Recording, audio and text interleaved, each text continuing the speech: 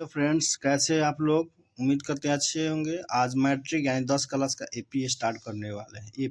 AP का हिंदी होता है सारमंतर, एपी का फुल फॉर्म होता है अर्थमेटिक प्रोग्रेशन। इसी तरह दो और होता है जीपी ज्योमेट्रिक प्रोग्रेशन और एचपी, ये 11th क्लास में पढ़ना है दोनों। चलिए आइए हम लोग समानांतर श्रेणी समझते हैं। समानांतर यानी समान अंतर, जब भी कोई चीज में समान अंतर होगा उसे क्या कहेंगे, समानांतर श्रेणी। इस तरह से रीजनिंग में इस तरह से भी आता है, कंपटीशन में पूछता है। 2 4 6 8 इसमें कितना बढ़ रहा है, 2 2 2 2 बढ़ रहा है। ठीक है, समान अंतर है इस दोनों में, सब में क्या है, समान अंक बढ़ रहा है। तो क्या होगा, एपी में होगा यहाँ पे 1 3 5 7 9, यहाँ पे भी 2 2 2 हमेशा सब में बढ़ रहा है। तो ये भी क्या होगा, एपी में होगा। अगर यहाँ पे 1 2 और 3 अलग अलग बढ़ता तो एपी में नहीं होता। ठीक है, इस तरह पहले पूछ देता है 1 2 नंबर में पहले कि एपी में है या नहीं। ठीक है, अब देखिए आइए हम समझते हैं। यहाँ पे 5 10 15, यहाँ पे क्या है 5 10 15, यहाँ 5 में क्या जोड़ेंगे कि 10 आएगा 5, 10 में क्या जोड़ेंगे 15। ठीक है, इस तरह से 5 5 अंतर है। तो जब भी 5 5 समान अंतर रहे तो क्या है, एपी में है। यहाँ पे प्रथम पद ए है, प्रथम पद को क्या बोलते हैं ए। यहाँ पे 5 है प्रथम पद तो इसको ए बोलेंगे। और सार्व अंतर, जो इसमें अंतर है जितना से बढ़ रहा है, जैसे 5 में 10 जोड़े तो क्या 5 10 हुआ, 5 में 5 जोड़े तो 10 हो गया। तो यहाँ पे 5 क्या है, डी है, सार्व अंतर है। अंतिम पद, अंतिम पद जो लास्ट में, जैसे यहाँ पे मान लो कि दिने पद रहता था, ये 15 क्या होता है, अंतिम पद होता है। तो इसको ए एन और एल बोलते हैं। ए एन कोई टीचर लोग भी पढ़ा होता है और किताब में एल दिया है। ठीक है, दोनों में कंफ्यूज होना नहीं है, ए एन भी और एल दोनों से भी सूचित करते हैं अंतिम पद को।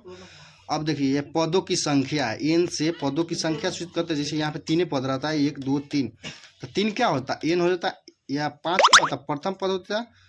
और 15 अंतिम पद, 1 2 3 यहाँ पे पदों की संख्या होता है। अब देखिए डी निकालने के लिए, जब कभी कभी डिफिकल्ट दे देता है, हार्ड दे देता है, तो डी निकालना मुश्किल, इस तरह समझ में नहीं आता।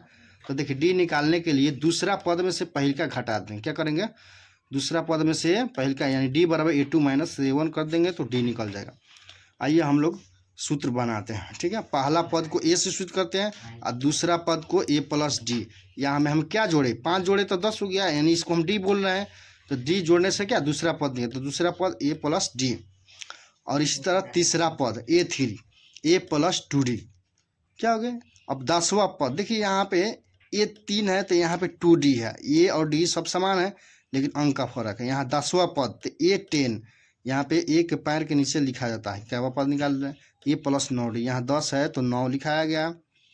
उसी तरह यहाँ पे देखिए 100वां पद a + 100d, 100 यानी a + 99d, क्या हो जा रहा है, एक घट जा रहा है। उसी तरह nवां पद कहेंगे, तो nवां पद तो an बराबर a + n - 1 × d। यहाँ जितना रह रहा है उसमें से एक घटा दे रहे हैं। यहाँ पे देखिए 99 हुआ।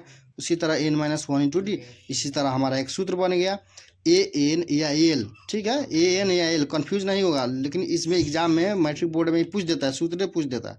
तो एल बराबर a + n - 1 × d। ठीक है, अब आइए इस पर से एक दूसरा भी एक और सूत्र बना है। इस पर एन निकालने के लिए कभी कभी पूछ देता है कैवा पद है, अंतिम पद प्रथम पद सब दे देता है और पदों की संख्या पूछता है। तो इस तरह से एन बराबर an + d - a बटा डी है। ठीक है, एन बराबर an + d - a बटा डी, इस सूत्र को याद करना। अब इस पर हम लोग एक एग्जाम्पल देखते हैं। देखिए एग्जाम्पल में 2 4 6 डैश डैश है, कह रहा है 20वां पद ज्ञात करें। ठीक है, 20वां पद बोल रहा है। तो a बराबर 2 यहाँ पे पहले लिख लेंगे। a बराबर क्या है 2, प्रथम पद को ये बोलते हैं। इसमें बढ़ कितना आ रहा है, 2 में कितना जोड़ेंगे तो 4 आएगा।